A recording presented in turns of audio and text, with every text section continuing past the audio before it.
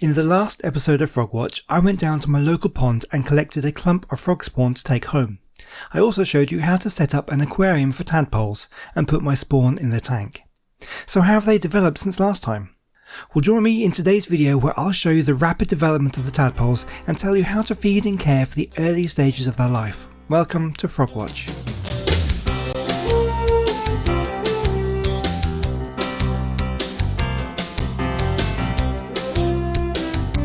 This was the spawn as we saw it at the end of the last episode. You can see the black dot at the centre of each jelly egg. Incredibly, this little black dot is a single cell, with a volume around 1.6 million times larger than a normal frog cell. Over the next few days, this huge cell will undergo mitosis several times, with the cell splitting in two each time to produce 2, then 4, then 8 cells, and so on.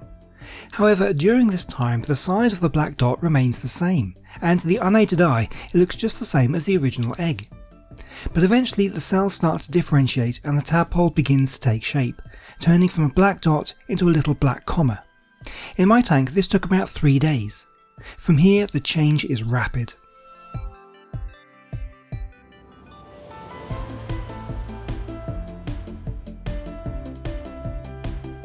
Just another day is all it took for the tadpoles to start emerging from the jelly.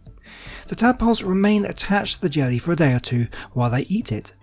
During this time you can see their feathery gills develop.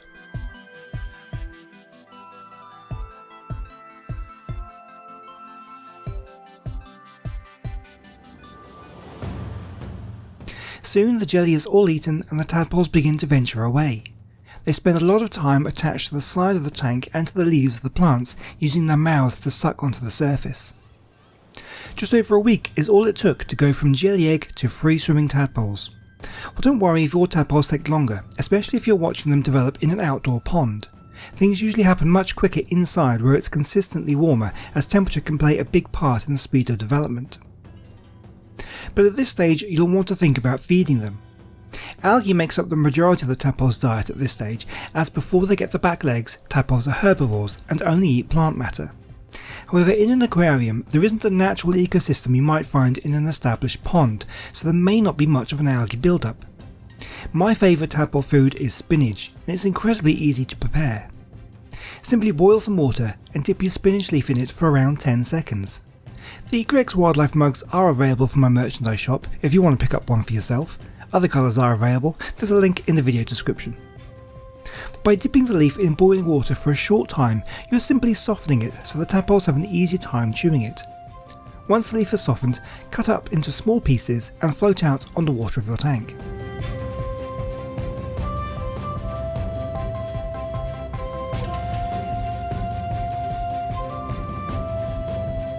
Tadpoles don't eat a huge amount, especially when they're this small, so 1 leaf per day is usually enough. Of course it can depend on how many tadpoles you have, so use your judgment. If the food disappears quickly, maybe give them a bit more, but if there is leftover food, there should be no harm in feeding them every other day. Just make sure there's always something for them to eat, as you don't want them to start eating each other, which they will do. Of course, with the tadpoles eating around 1 leaf a day, a bag like this will go off long before it's all used. So let me show you an interesting way of being able to make this last longer, a bit of tadpole meal prep. Boil up some spinach leaves. Again, you only need to boil them long enough just to soften the leaf. 10 to 20 seconds is all it takes.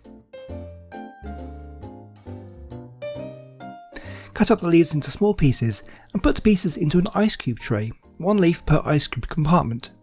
Fill the compartments up with water and pop them into your freezer.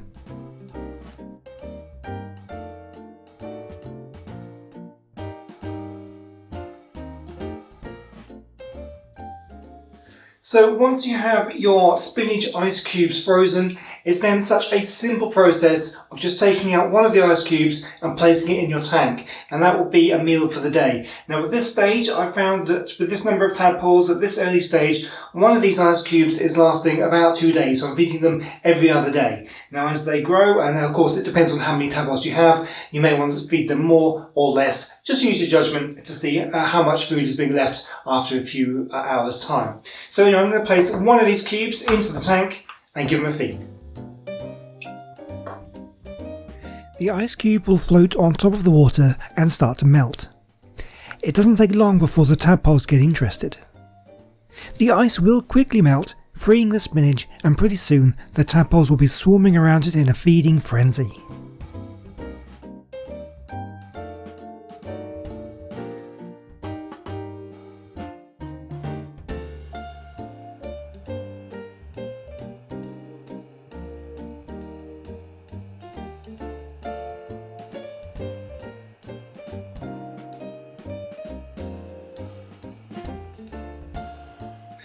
So one last thing to mention this episode, for this size of tank I have far too many tadpoles.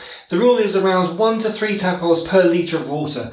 So in a tank this size I don't want really any more than about 30 to 40 tadpoles, and there are way more than that in here. So I need to do one of two things. I either need to set up another tank just like this and split them in between the two tanks, or I might need to take some back to the pond and release them.